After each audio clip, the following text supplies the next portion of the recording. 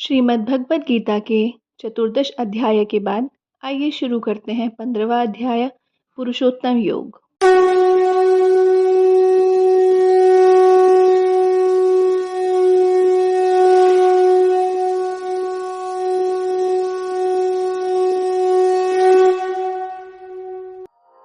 इस अध्याय में भगवान श्री कृष्ण ने इस पूरे विश्व की तुलना उल्टे वृक्ष के साथ की है, जिसमें जड़ें ऊपर की ओर हैं और शाखाएं नीचे की ओर। इस संसार को अविनाशी वृक्ष कहा है। इसका आधार यानी जड़ें परमात्मा है। जैसे जड़ें पूरे पेड़ का पालन पोषण करती हैं, वैसे ही परमात्मा इस पूरे जगत का पालन पोषण करते हैं।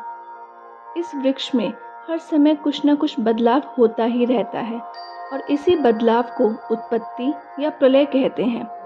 इसका तना ब्रह्मा जी हैं, जिन्होंने सभी मनुष्यों और जीवों का जन्म किया है। इस पेड़ की शाखाएं 3 गुणों से मिलकर बनी हैं, सत्व, रज और तम। और यही कारण है कि संसार के सभी विकार, वासनाएं, भोग भी शाखाओं में ही हैं। जिस तरह पानी से सींचने पर पेड़ की शाखाएं बढ़ती हैं, ठीक उसी तरह मनुष्य प्रकृति के गुणों में फंसकर कर्म करता चला जाता है।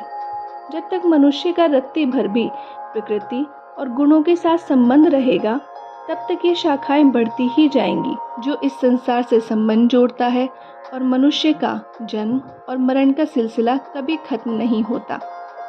मनुष्य की कामनाएं भी कभी खत्म नहीं होती, बल्कि बढ़ती ही जाती हैं। नाशवान चीज़ों को अपना मानने से मनुष्य संसार का गुलाम बन जाता है।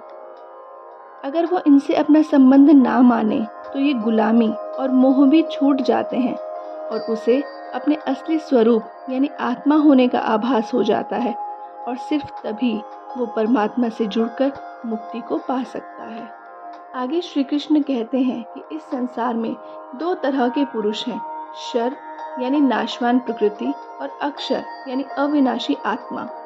लेकिन परमात्मा इन दोनों से अति परे और उत्तम है, क्योंकि वो कभी प्रकृति की ओर आकर्षित नहीं होते, उनकी माया में नहीं फंसते। इसीलिए वो पुरुषोत्तम है, सबसे श्रेष्ठ है और तीनों लोकों में व्याप्त है।